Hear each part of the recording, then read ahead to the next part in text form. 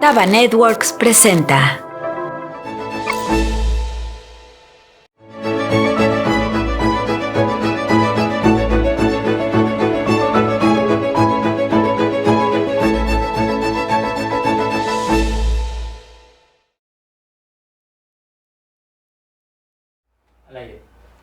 Hola, ¿cómo están todos ustedes? Esperamos que gocen mucho, que estén bien, que disfruten.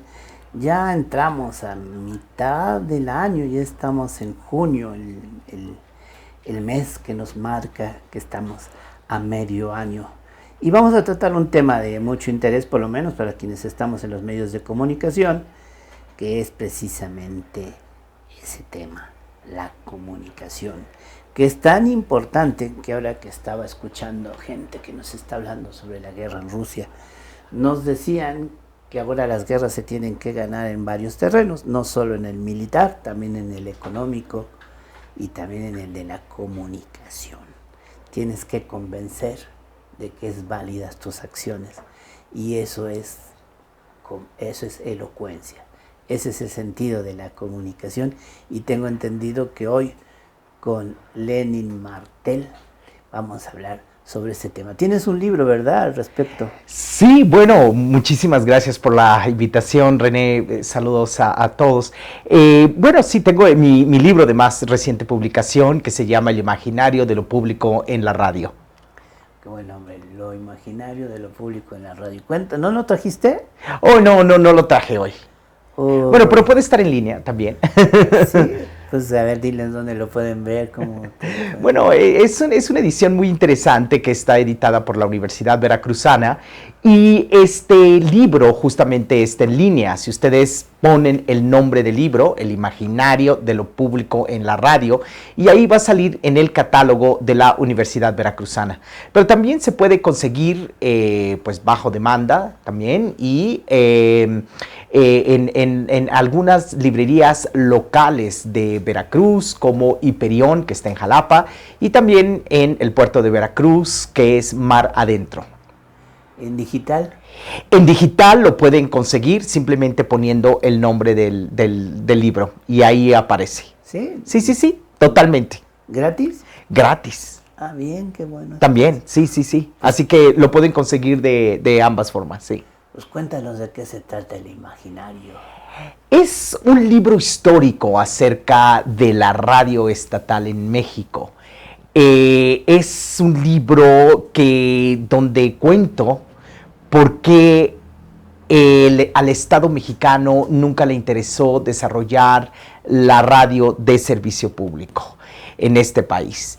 ¿Qué fue lo que creó? Radios gubernamentales, sobre todo, salvo una que otra excepción por allí. Y ahí encuentro que en una de las excepciones fue Radio Educación, que si bien no era una radio totalmente de servicio público, porque no fue creada para eso jurídicamente, no tenía algo así que la sostuviera, la respaldara, una ley, de alguna manera en sus actividades cotidianas de programación, los trabajadores creativos, los realizadores que le llamo, productores, guionistas, reporteros, la mayoría de ellos vieron la posibilidad de emular lo que era una radio de servicio público, como eran los modelos de BBC, como eran los modelos de Australia, Alemania, etcétera. Y de alguna manera fue creando una referencia como una radio estatal con vocación de servicio público. Fíjate que hubo un intento, pues, no de privatizar en el sentido de vender, pero sí de meterle anuncios privados a la Radio Educación.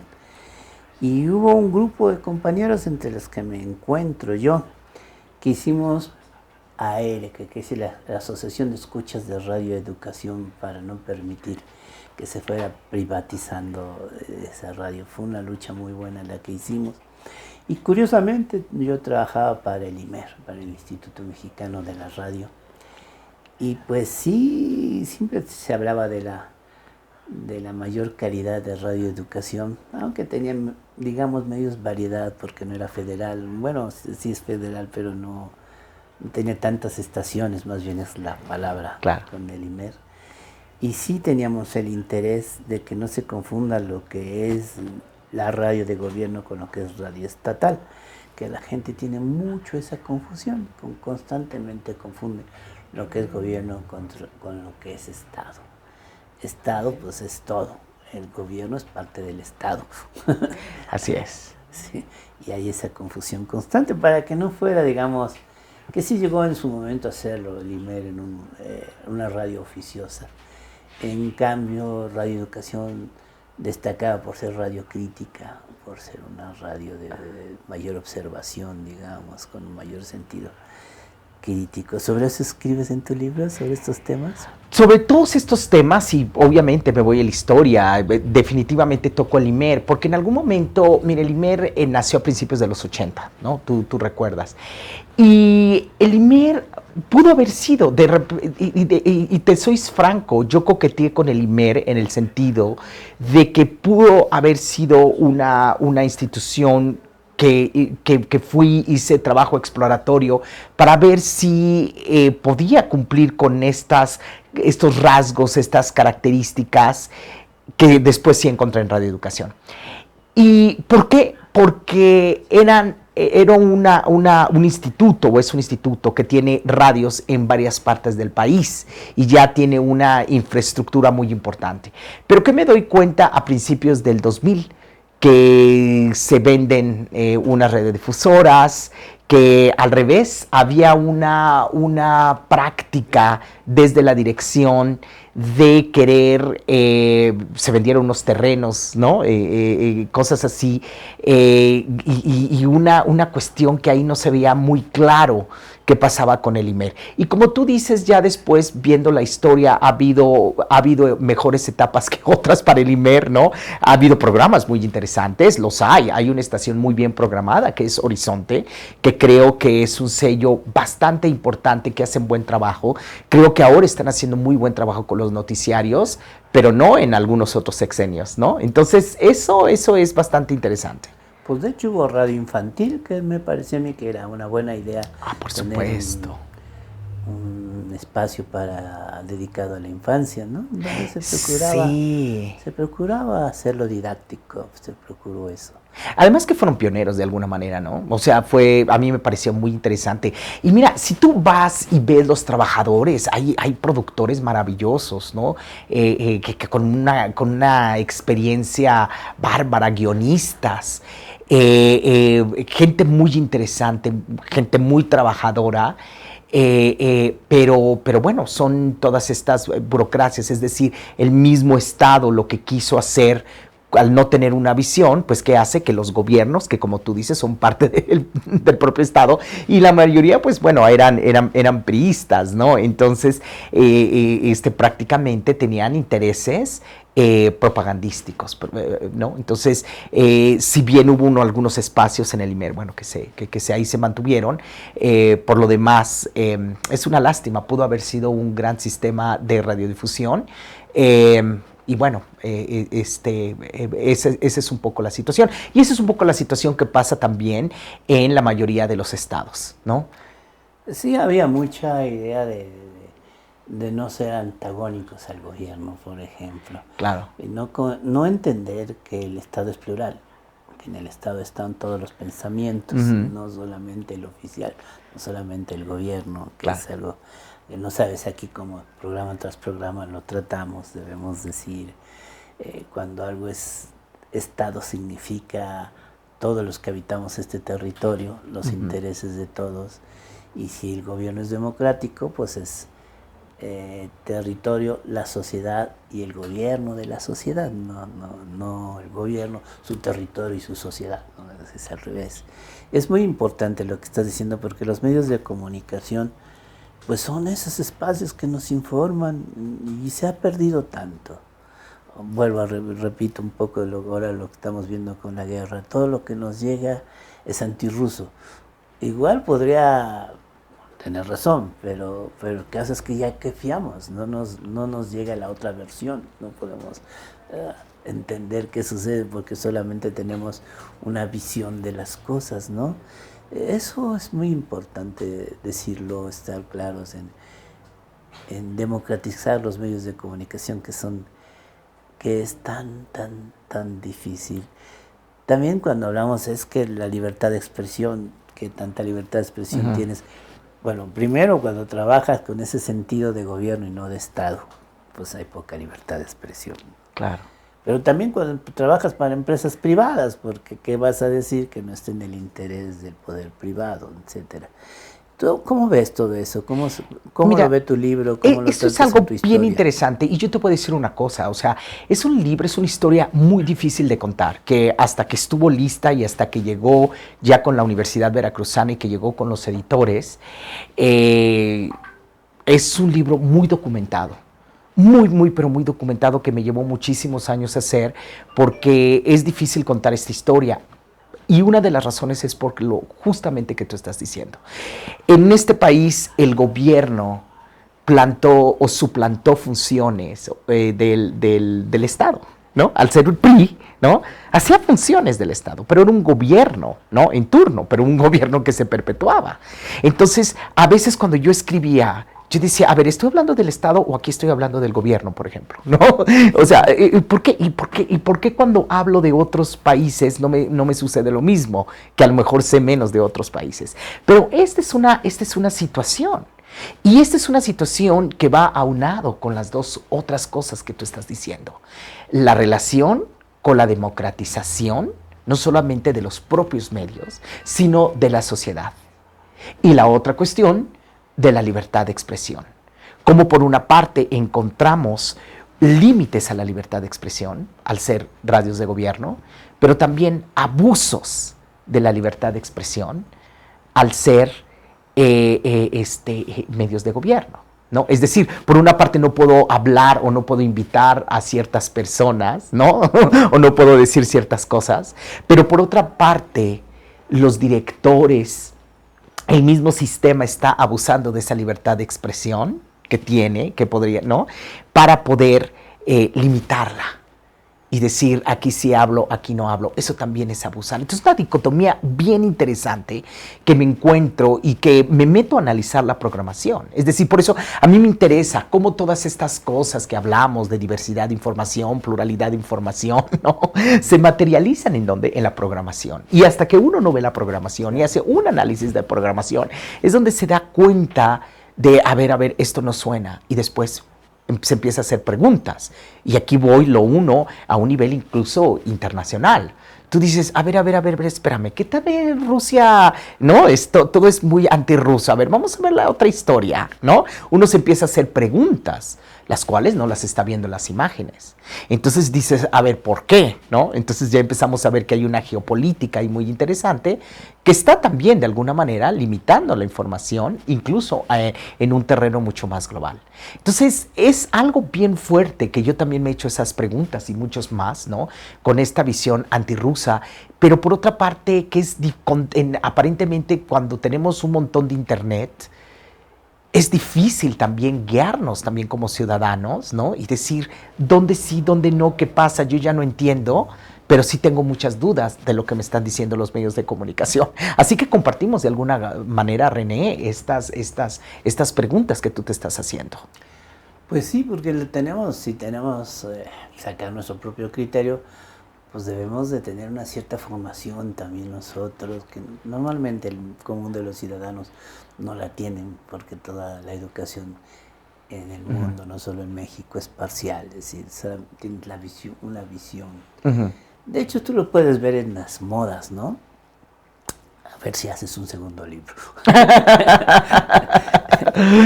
en las modas, dices, ¿por qué de repente como que se uniforma el pensamiento de jóvenes? En lo que nosotros estuvimos también. Yo me acuerdo cuando dejarse el pelo largo era una protesta muy personal y te das cuenta que el 90% estaba en esa protesta. ¿Sí? Entonces, bueno, ¿qué es lo que da lugar a que de repente exista como una tendencia que no sea el papel de los medios de comunicación sobre ciertos temas? Dale y dale, claro, y dale. Claro. Claro. Fíjate que lo interesante que estás diciendo, porque por una parte para eso son los medios de comunicación, para darnos herramientas discursivas e información para poder tomar decisiones y posturas sobre distintos asuntos de la vida pública Claro. y sobre nuestra propia identidad, ¿no? Entonces, sin embargo, lo que hace, por otra parte, es imponer formas de ver el mundo. Pero el problema, está bien que imponga, pero el problema es que no impone las de una mayoría, o minorías étnicas, o minorías políticas, o lo que sea, sino el de las élites. Y ese es algo bastante fuerte. Entonces, lo que vemos, claro, son jóvenes, y es una generación, y yo lo veo como profesor, y que de repente me espanta, ¿no? Porque finalmente hay una gran incapacidad de hacer preguntas, ¿no? Si los medios de comunicación, o de cuestionar, si los medios de comunicación ya están diciendo algo, que tal presidente, que tal cosa es así, que tal cosa es de otra manera, se van directito como eso, ¿no? Se van directito a pensar eso, no hay unos cuestionamientos. Y yo creo que eso es algo bastante fuerte, que va más allá de lo que se llama incluso la infodemia, ¿no? Que le han llamado, y que con la pandemia, bueno, se extrapoló todavía más. Pues sí, tienes ahí temas. Digo que vivimos en una dificultad, la de no ser tan inocentes de creer todo lo que dicen los medios de comunicación. Pero también existe un sector que es conspirativo. No cree nada de los que dicen los medios también es de comunicación. Entonces nos es muy difícil encontrar un medio real, un medio que sea con la realidad, que nos dé un criterio en medio de todas estas cosas, ¿no? Si la pandemia fue o no fue planeadas, etcétera, y vivimos con una neurosis al respecto, Claro. y lo malo que son también cuando se ponen las modas, ¿no? Si la moda es rock and roll, ya no cabía el bolero, ya no cabía la salsa. Si la moda es salsa, ya no cabe el rock and roll. Cuando debemos buscar la manera de que la moda sea que quepamos todos, ¿no? Yo creo que es algo bastante importante, ¿no? Es una manera, definitivamente, tenemos que caber todos en esta vida pública, ¿no? Y crear que nuestras conversaciones y nuestra visibilidad, ¿no? Que todos seamos visibles en esta vida pública, y que todos seamos reconocidos en esta vida pública. Entonces, tiene razón, son incluso aquí, ¿qué podríamos decir? Modas de pensamiento, modas discursivas, que cada vez son más monopolizadas por los medios de comunicación. Ahora, algunos dicen, y lo he escuchado de algunos pues, estudiosos, analistas, que dicen, bueno, antes era manipulado por ciertos medios de comunicación, pero ahora ya en Twitter uno se puede expresar. Pero al final, las personas, muchas de las personas, terminan repitiendo lo que han escuchado, ¿no? Sí. O sea, lo de estas modas, y terminan siendo reproductoras, ¿no? De este mismo pensamiento, o sea, no son nuevas cosas. Ahora, dentro de todo esto, y también hay que hablar, hay cosas positivas que están pasando, incluso en este país, ¿no? Que creo que de alguna manera pasan cosas positivas en este país. Y algo que me llama la atención es que después de la reforma a la ley de radiodifusión y telecomunicaciones en este país, se fortalecieron, al menos jurídicamente, los medios, o se dio pauta para decir, ya existen, por ejemplo, los medios de servicio público, perfecto, o ya se reorganizó todo este sistema, lo cual fue importante. Y creo que lo que hemos vivido desde entonces por 8 años es un esfuerzo que encuentro de mayor participación por parte de la sociedad civil, por ciertos grupos que están conformando cada vez un debate más organizado, y en el que, ¿por qué no decir? Yo también me encuentro en el decir, queremos tener medios más democráticos. Y todo esto yo lo veo mucho más materializado en las programaciones de algunos medios de comunicación. Mismo Radio Educación, que por ejemplo ha hecho esfuerzos grandes por decir, hey, a ver, esto ya sea de la pandemia o esto de lo de Rusia, como que no es así. Y entonces invitan a diferentes expertos, ¿no? Canal 14, donde yo soy defensor de las audiencias, o el sistema Altavoz Radio, trata de dar otra visión también de las cosas, ¿no? Y ha hecho, por ejemplo, sobre esto mesas de debate, documentales, reportajes, y que de alguna manera sí nos van enseñando nuevas cosas, ¿no? Y que nos van poniendo en perspectiva. Y yo creo que hay, como lo he dicho antes, ha habido un ecosistema de medios que pequeño, pero que se está creando y que está haciendo un balance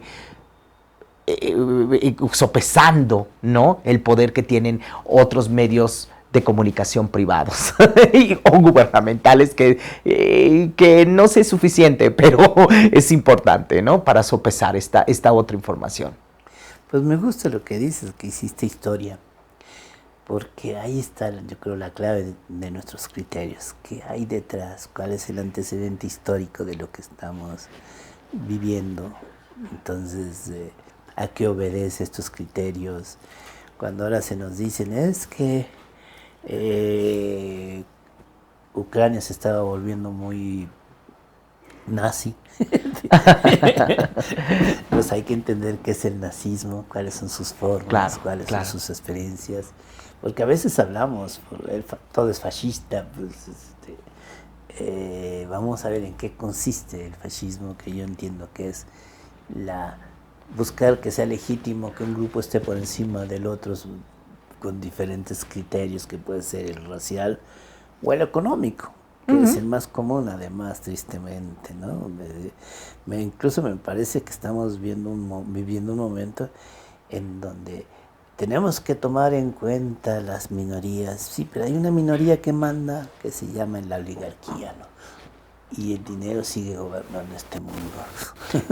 Claro, y entonces lo que estamos viendo es, yo también creo lo mismo, y creo que esta oligarquía lo único que hace es el mismo modelo capitalista, pero revitalizar el capital. Entonces, ¿cómo acomodar estas estructuras y las relaciones de poder? ¿No? Si antes a lo mejor es por esta vía económica, a lo mejor por el petróleo, a lo mejor antes por distintas razones económicas, pero finalmente eso es. ¿Y cómo se va apoderando incluso de todos estos narrativas, lenguajes, conversaciones, formas de pensar, ¿no? ¿A qué me refiero? Por ejemplo, en el siglo XX, ¿no? No hace mucho, ¿no? Cuando éramos más jóvenes, por ejemplo. Se hablaban, solamente los partidos de izquierda hablaban de ciertos temas, ¿no? Por ejemplo, en pro de minorías raciales, en pro de identidades LGBT, en pro de, no sé, muchas cosas, movimientos juveniles, ¿no? Los apoyaban. Y de alguna manera, incluso feministas, que es algo que me llama mucho la atención. Y cómo la derecha se va cada vez más apoderando de esos discursos para su beneficio, ¿no? Y lo vemos, por ejemplo, ¿no? Entonces, por ejemplo, en términos cotidianos, ¿no? Por ejemplo, vemos cómo estos grupos hablan en pro de la mujer, cuando finalmente detrás del telón se voltean, ¿no? Y dicen algo totalmente misógino, que me ha tocado verlo, ¿no? Entonces, es algo bastante fuerte, ¿no? Es decir, que no se nos olvide que este discurso neoliberal, por ejemplo, de Vicente Fox, ¿no? Que fue el primero que yo le oí hablar de los chiquillos, las chiquillas, y por otra parte decía que las mujeres de cuatro patas. O sea, una gran contradicción, y que se van metiendo en estos discursos, pero muy por encima, muy en el oropel, muy en el falso discurso, para seguir finalmente, ¿no? Estando en el poder. Pues hay cuestiones que estás tratando de mucha importancia. Yo escribo algunos artículos por allá que me publican dos noticieros digitales. Les decía, si tú dices que la mujer debe ganar lo mismo que el hombre, ajá, no sé si alguien está en contra, yo no. Bueno, pues, o sea, a la misma productividad, mismo salario debe ser como la línea, ¿no? Pero si en el fondo es decir, bueno, el salario mínimo es igual para hombres que para mujeres y el salario es miserable, pues no estamos tratando el centro del problema, ¿no? Claro. Que es lo bajo que está el salario. Que el problema sería la precarización, ¿no? Por ejemplo. Claro. Tienes toda la razón. razón del salario, no sería otro, ¿no? ¿Qué significa? Que los hombres y las mujeres debemos ganar igual un bajo salario, ¿no? O cosas como, bueno, en Estados Unidos, además copiamos mucho. Ahí todo tenía que ver con, o todo todavía, no sé en qué medida, si eres descendiente afroamericano o si eres descendiente acá, que en México también tenemos problemas de la descendencia indígena o no indígena, es verdad. Pero ahí se dio, pues vamos a tener por cuotas, mínimo tantos deben ser descendientes afroamericanos. Y aquí como que se ha copiado eso también. Y entonces dice uno, ¿y por qué no dar oportunidades universales para que cualquiera pueda tener acceso, cualquiera, insisto, de manera universal, a bienes, a un buen trabajo, buscar la metodología, pero tener mucho cuidado en las acciones? Yo siempre lo he dicho, hay mujeres que son más inteligentes que el común de los hombres y hay hombres que son más inteligentes que el común de las mujeres, y la razón por la que deben ocupar un espacio público es por eso, pero no porque eres hombre o porque eres mujer. Y hay que tener mucho cuidado con eso que llamaron las acciones afirmativas, porque van en contra de la misma democracia. Si yo por fuerza tengo que votar por alguien así, ya la palabra fuerza no es democrática, ¿no? Claro, y esto ha creado también clientelismos. Clientelismos que finalmente pueden llegar a ser otra vez muy falsos. Entonces yo creo que lo interesante es que estos planteamientos como los que tú estás diciendo, que también se me hacen muy interesantes, tengan cabida y tengan la misma fuerza que los otros y los pongamos en debate, ¿no? Y eso yo creo que es algo bastante interesante. Quizá para ir cerrando, a lo mejor a veces veo cuando dicen, bueno, es que en una mesa que te vamos a invitar, en un panel debe haber 2 mujeres y 2 hombres, ¿no? O algo así. Y como dices, bueno, pero realmente ese es el objetivo, ¿no? Si hay una mujer, ¿dónde conseguimos la otra, no? Exactamente, ¿no? O en una producción de radio, entonces, o en una producción de televisión que tiene que ir. Pero bueno, ¿qué importa si hay más mujeres que hombres? ¿Qué importa si hay más hombres que mujeres? El chiste es que se dé una conversación de calidad y pertinente para la sociedad, que sea útil socialmente. Y yo creo que, por supuesto, yo creo que eso es algo bastante importante. Que hay que tener cuidado, ¿no? Cuando dices, pues debe haber tantos hombres y tantas mujeres, no estoy diciendo que debe haber más hombres que mujeres, pero que sí debes de cuidar, que hay una calidad y no es que se esté negando que la mujer lo tiene. Alguna vez me decían a mí, ¿qué no crees que las mujeres? Porque no crees el que hace una ley en donde es por fuerza, ¿no? Entonces no quiere decir que no lo puedes conseguir por naturaleza, ¿no? Sino porque debe haber una ley que lo forza. Todas esas son las cosas que debemos ir discutiendo. Sí, o incluso estas mismas cuestiones de acciones afirmativas, donde sí la acción afirmativa funciona y donde no. Digo, me ha tocado ver mucho en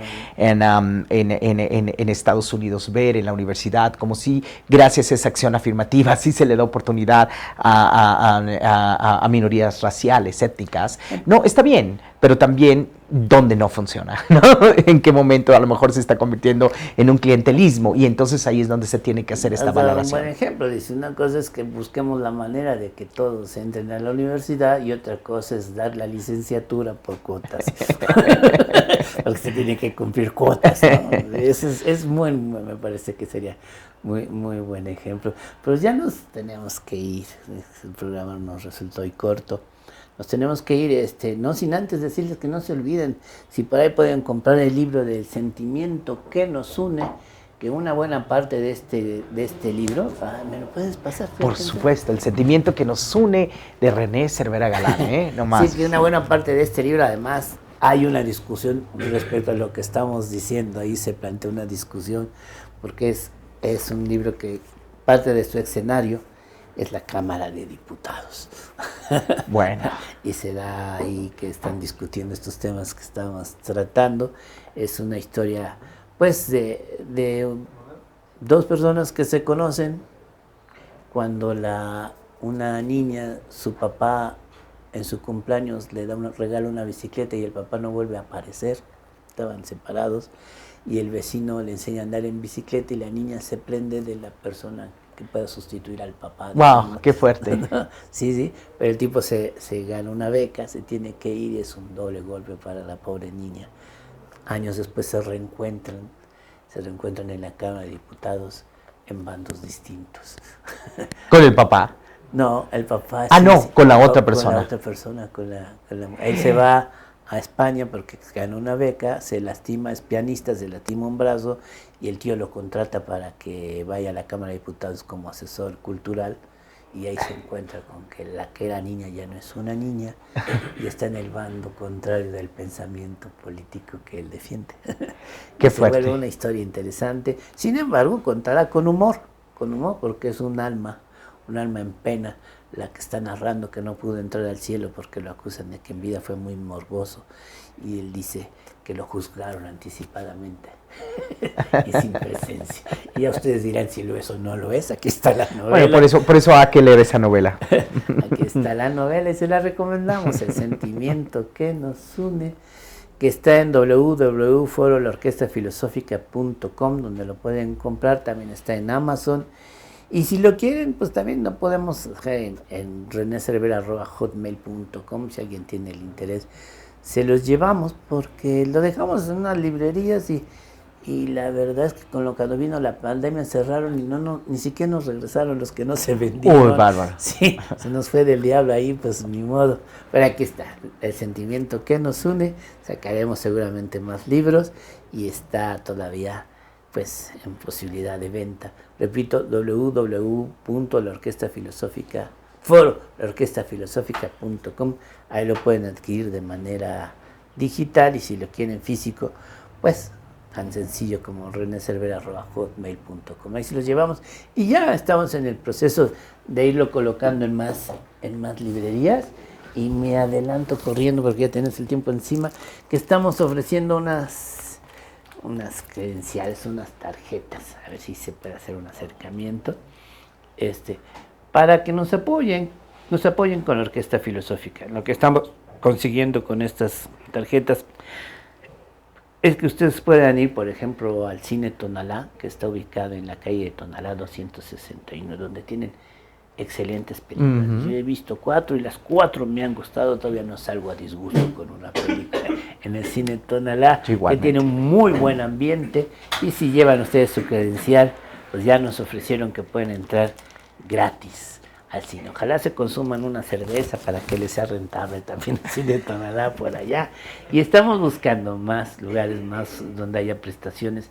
Aquí mismo en Tabanet, un descuento a quien tenga la credencial de lector en sus servicios, de los que hablaremos con mayor tiempo la próxima vez, porque ya nos están apurando, porque siguen desde luego otro programa. Y nos vemos, muchas gracias por estar con nosotros.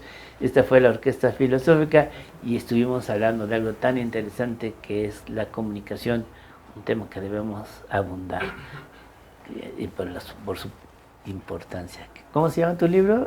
El imaginario de lo público en la radio. Hasta el nombre es bonito.